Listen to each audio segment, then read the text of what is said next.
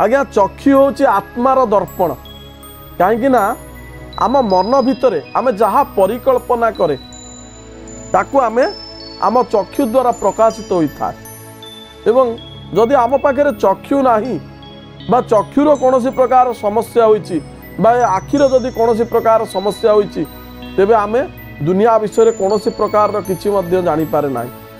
तेणु जेतेबेले कौन भी प्रकार रे आपण को नेत्रजनित समस्या आसुची बा चक्षु रोग आपण को आक्रमण करुछि एवं आपण अनेक गुड़िए उपचार करुछंती उपचार करिया परे मध्य आपण को सेतिर उपशम मिलुना तेबे आज स्वतंत्र परिकल्पना प्रार्थना लाइफ रो मंत्र चिकित्सा रे आम आलोचना करिवा जे किपरि कौन उपचार कले क्यों मंत्र बारंबार जप कले आम निश्चित भाव में जदि आमको कौन प्रकार चक्षुजनित समस्या आसुची से निराकरण करिपारिबा।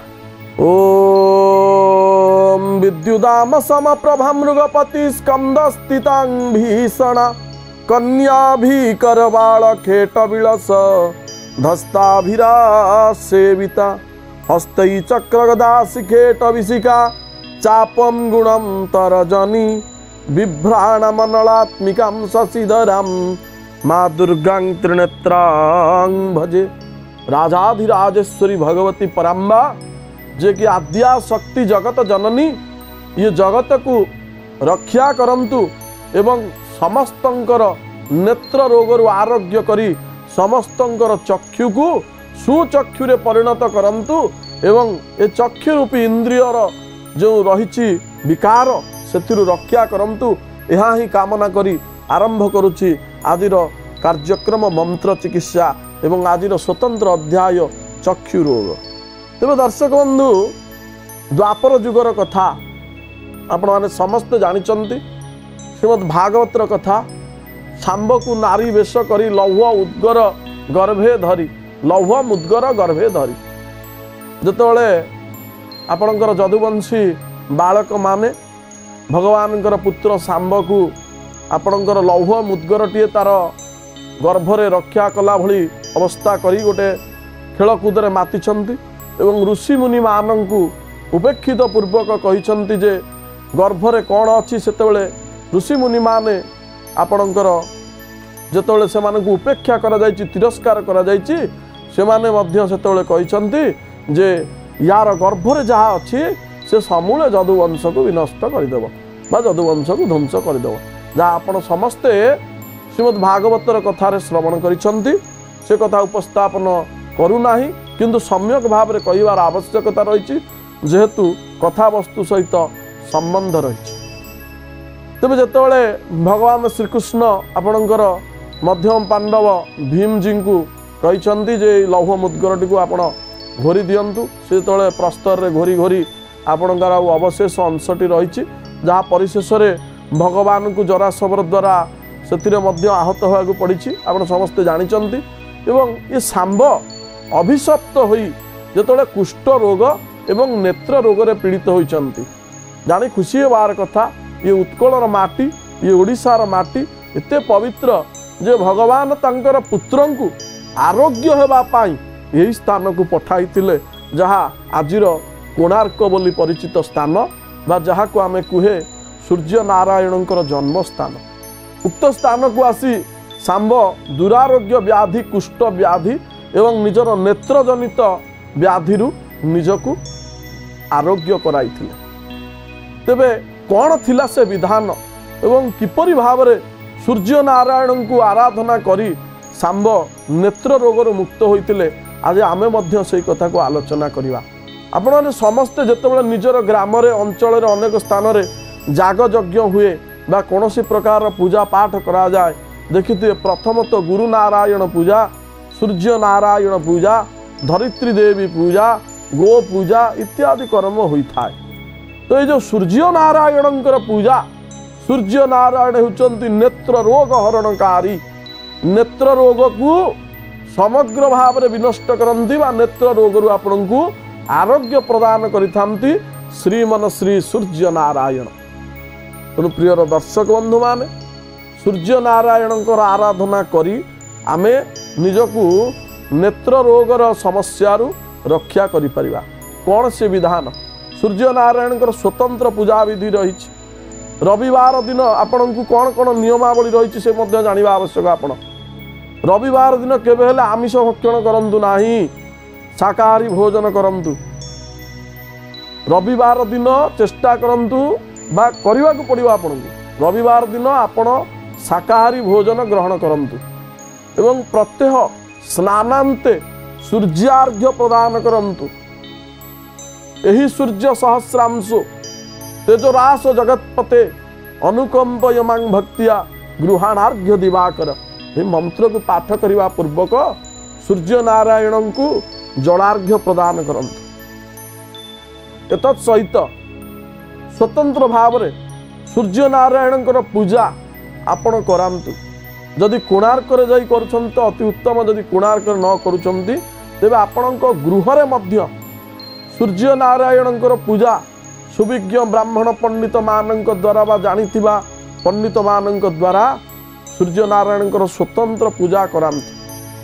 षोडश उपचार पूजा करांतु। आसन पादासन पुष्प अर्घ्य आचमन मधुपर्क इत्यादि षोडश प्रकार उपचार प्रदान पूर्वक सूर्य नारायण को पूजा अर्चना करंतु एवं पूजा अर्चना शेषे अर्घ्यटी प्रदान करंतु। से अर्घ्यटी किपरि देबे कौन कौन द्रव्य आवश्यक ताहा आपण लिखि रखंतु।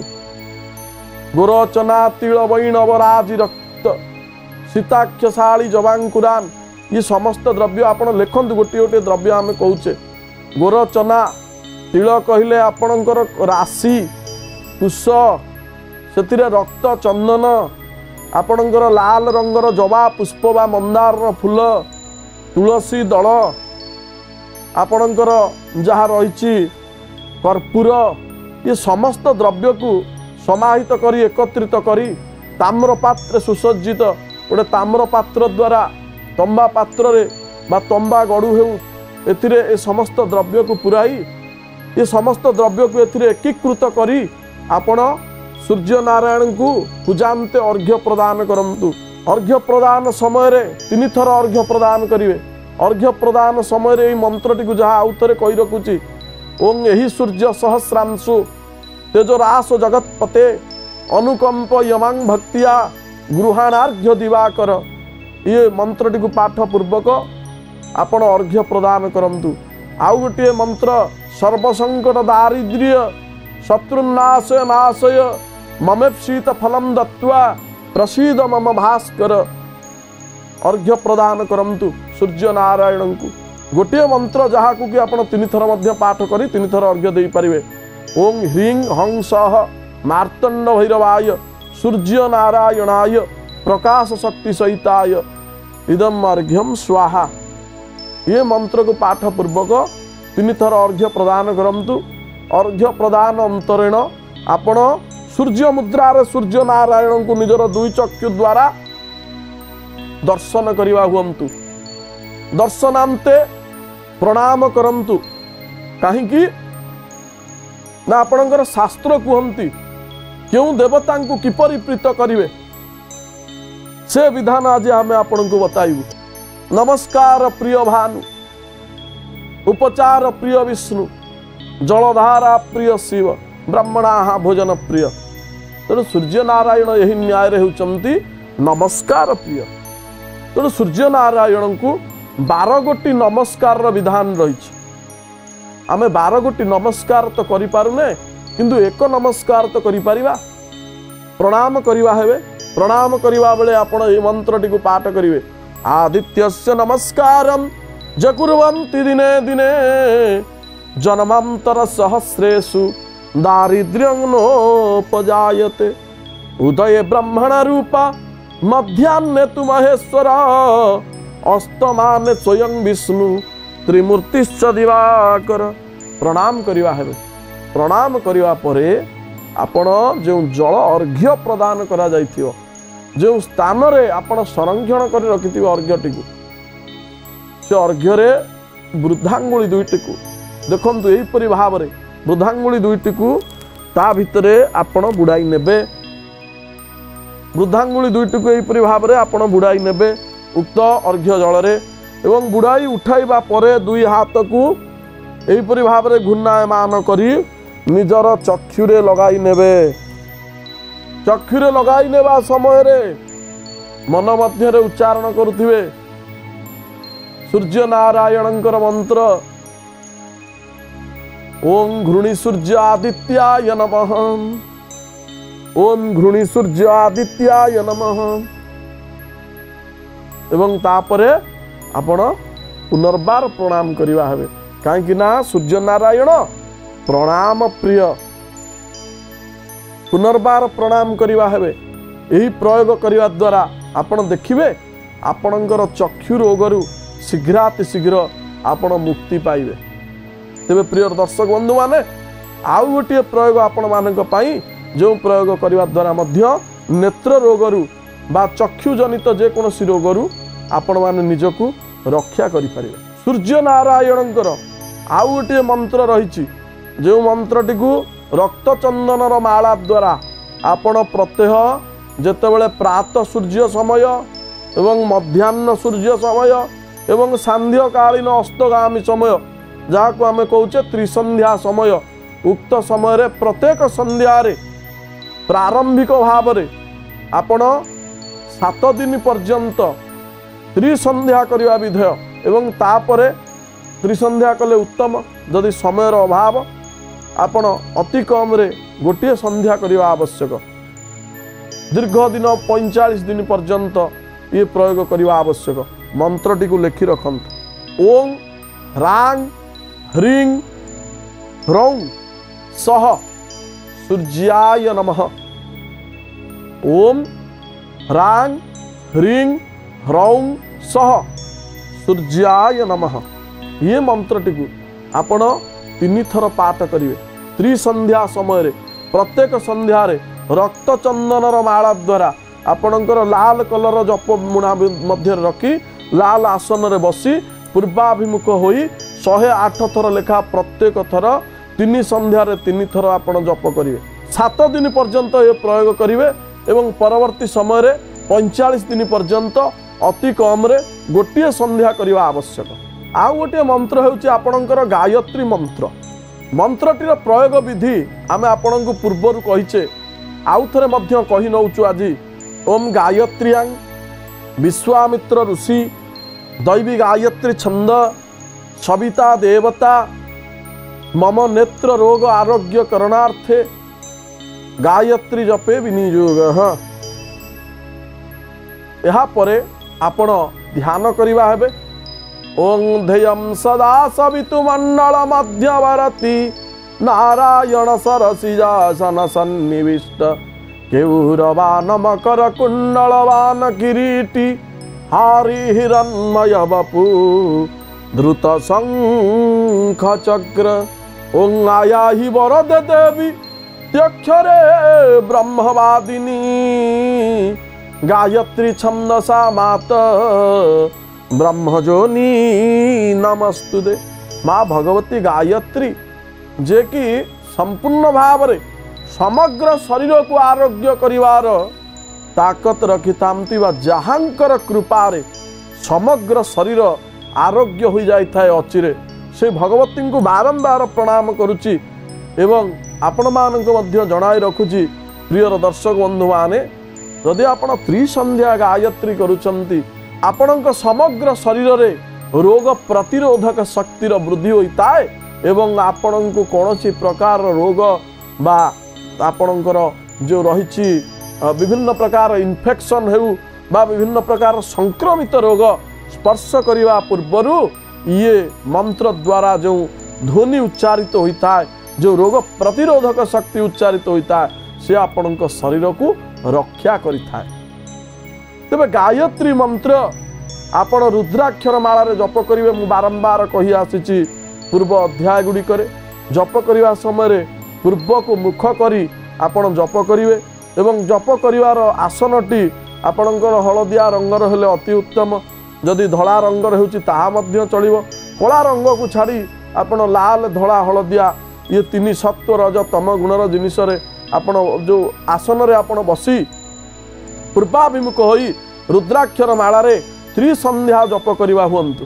देखिए प्रियर दर्शक बंधु माने आपणकर जो नेत्रजनित समस्या बा नेत्र रोग जनित समस्या से आपण निश्चित भाव में आरोग्य पाई परिवे। दर्शक बंधु माने गोटे प्रश्न आसीपे जे अनेक व्यक्तित्व आपणकर जन्मांध भाव में बा जन्मरू अनेक गुड़िए चक्षुजनित समस्यार सम्मुखीन होई तांकर समय कालातिपात करुथिले।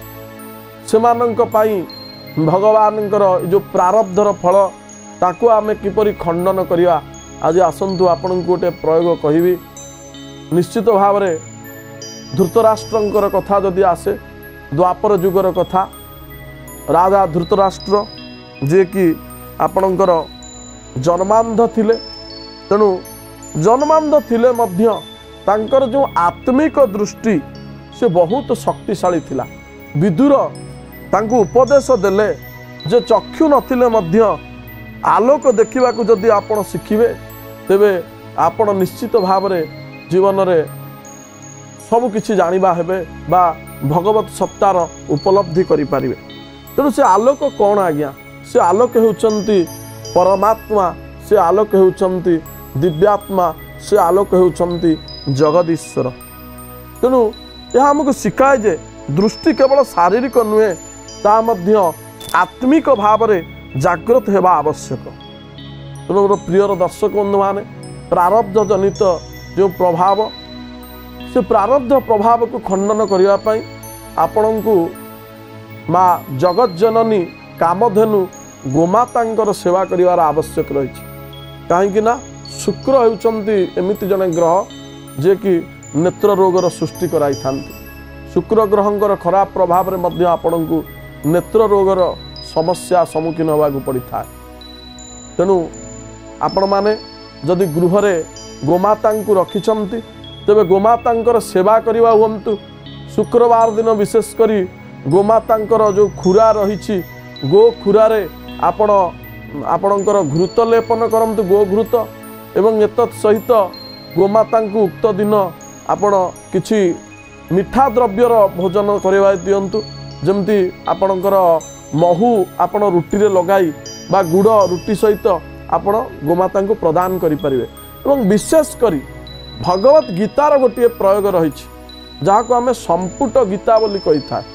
गीता गायत्री संपुटीकरण व्यवस्था भगवत गीतार जो प्रत्येक श्लोक रही धर्मक्षेत्रे कुरुक्षेत्रे समवेता जुजुत्सव मामका पांडवाश्चैव किम कुर्वत संजय। यू आरंभ करी आपणकर 700 नंबर श्लोक जत्र जोगेश्वर कृष्ण जत्र पार्थ धनुर्धर तत्र श्री विजय भूति ध्रुवानीति मतिर्मम। तेणु यार आरंभ धरे शेषर म। तेणु ये समग्र गीता को कहले धर्म बोली कहा जाए।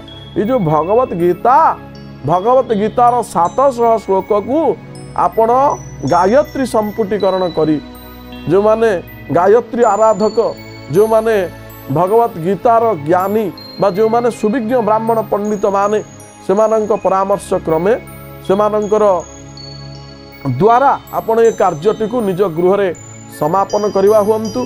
कौनसी गोटे शुक्ल पक्षरे आपण ये कार्यटी को करंतु चेष्टा करंतु। शुक्ल पक्षर कौनसी गोटे शुक्रवार दिन ये कार्यटी गृह रे करवा हेबे एवं गृह को से दिन लिपा पोछा पूर्वक शुद्ध भाव में आपण शाकाहारी भोजन सपरिवार ग्रहण पूर्वक ये गीता गायत्री संपुट यज्ञ आपण जदि पारुछंती करवा हुंतु। गो घृतरे हवन करवा हुंतु। जदि यज्ञादि कर्म करि पारु नाहंती तेबे गीता गायत्री संपुट पूर्वक आपण भगवान विष्णु को भगवान नारायण को शालग्राम को बा गोपाल भगवान को आपण तुलसी अर्चन करंतु। देखिए निश्चित भाव में चक्षु व्याधिर जो समस्या से आपण निराकरण पाई परिवे। आ गोटे मंत्र अच्छी जहाँ हूँ ओम नमो नारायणाय मंत्रटी लेखि रखंतु। ओम नमो नारायणाय ये मंत्र हूँ अष्टाक्षर नारायण मंत्र। ओम नमो नारायणाय यही मंत्रटी को मध्य आपण प्रयोग करि परिवे आपणकर नेत्र व्याधि जनित समस्या रक्षा पाइबा प्रयोग विधि प्रत्येक त्रिसंध्यारे आपण जप करिवा हेबे। प्रत्येक संध्यारे एक एक माला करी जप करंतु। दैनिक 3 थर जप करिवे। तुलसीर मालारे जप करिवे एवं ऊर्ध्वपुंड्र मस्तकरे धारण पूर्वक भगवान नारायण चरण रे आश्रित पूर्वक यही ओम नमो नारायणाय मंत्र को आपण जप करंतु। दीर्घ 45 दिन पर्यंत जप करंतु एवं जदि पारुछंती प्रत्येक 3 थर जप करिवा सहित गोटे थर जप समय अर्थात 108 थर जप बेले प्रत्येक जपरे गोटे लेखा तुलसीर पत्र आपण चंदन घोरी चंदन रे कर्पूर सुवासित अगरु ये सब पकाई घोरी आपण तुलसी रे स्पर्श कराई महाप्रभु को अर्पण करंतु। तुलसी अर्पण एवं तत्सहित मंत्र को जप करंतु। ओम नमो नारायणाय। प्रह्लादंक कथा आपण जानिथिबे से मध्य ओम नमो नारायणाय ओम नमो भगवते वासुदेवाय ये मंत्र को जप करी जदि पाषाण मध्य भगवान को उत्पन्न कराई पारिथिले जहाँ श्रीमद् भागवत महापुराण कहती ओडिया भागवत काष्ट पाषाण तरु तृण सकल घटे नारायण। तेणु ये सनातन संस्कृति होची विश्वास एवं परंपरार संस्कृति। ये विश्वास रे आपणकर प्रस्तर मध्यरु भगवानंकर अवतार सृष्टि हुअन्ति। तेणु आपण माने मध्य विश्वासर सहित ये समस्त प्रयोग को करंतु। देखिए निश्चित भाव रे आपणकर शरीर आरोग्य होइजिव मन आरोग्य होइजिव एवं आपण निजको रोग मुक्त करी सनातन संस्कृतिर जने विशिष्ट योद्धा भाव रे सनातन संस्कृति को आगे नेबारे सहायक हेबे एवं प्रार्थना लाइफ रो जो स्वतंत्र उपस्थापना प्रार्थना लाइफ रो जो स्वतंत्र कार्यक्रम मंत्र चिकित्सा ताहा मध्य समृद्ध होई परिवो एवं ये जो परिकल्पनार उद्देश्य ताहा मध्य सफल होई परिवो यह ही आमर आशा। तेणु वर्तमान समय होइछि कार्यक्रम को एठारे समाप्त करिवा एवं आपण मानकर सुदीर्घ निरामय जीवनर कामना पूर्वक कार्यक्रम को एठारे समाप्त करिवा। नमस्कार। जय जय जगन्नाथ।